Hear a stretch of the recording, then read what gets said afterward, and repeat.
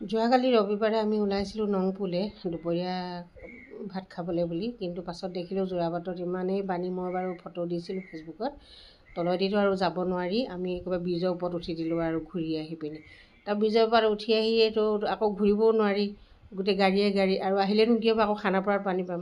গতিকে আমি পবিতৰা হৈ পিনি জাগিৰোড হৈ পবিতৰা ফালে গুচি গ'লোঁ। তাৰপিছত এইখনত সোমালোঁ। এইখন হ'ল মিষ্টি মায়ং বুলি কয়, নতুনকৈ মই গৈছোঁ এবাৰ আৰু গৈ খুব ভাল লাগিলে। আৰু নামটো কোৱাত ভুল হৈছে যদিও গম পোৱা নাই আৰু দেই ভালকৈ। আৰু নাম আগতে এবাৰ শুনি আছিলোঁ। খুব ধুনীয়া হয় ৰিজৰ্টখন আৰু পবিতৰাৰ ওচৰতে আছে। আৰু এয়া বাহিৰৰ পৰিৱেশ অকণমানহে দেখাব পাৰিলোঁ আপোনালোকক, যিহেতু মই এইখিনি খানা অৰ্ডাৰ কৰাৰ পাছত এইখিনি মই ভিডিঅ' কৰিলোঁ।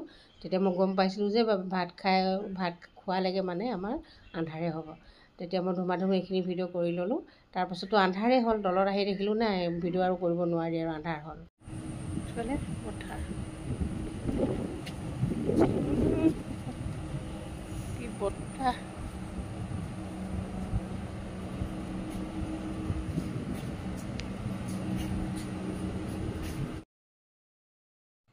আৰু ৰিজৰ্টখন গৈ খুবেই ভাল পালোঁ মই। এইখিনি হ'ল ৰেষ্টুৰেণ্টৰ কাষৰ যিখিনি আছিলে মানে সেইখিনি অকণ ভিডিঅ' কৰিলোঁ। আৰু এই পথাৰখনত ইমান বগলী পৰি আছিলে ন, মই তাকে দেখাইছোঁ, চোৱা বগলী কেনেকৈ পৰি আছিলে।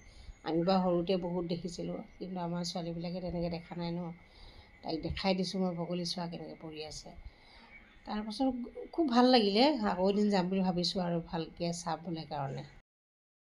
আৰু ৰিজৰ্টখনৰ খানাও খুব ভাল আছিলে আৰু খাই বৈ আমি ভালেই পালোঁ। আৰু এওঁ কৈছে খানাটো ভালেই লাগিলে যেতিয়া আকৌ এদিন আহিম দেই বুলি কৈছে। আপোনালোকে কেনেকুৱা পালে? তেনেহ'লে আজিলৈ আহোঁ, বাই বাই।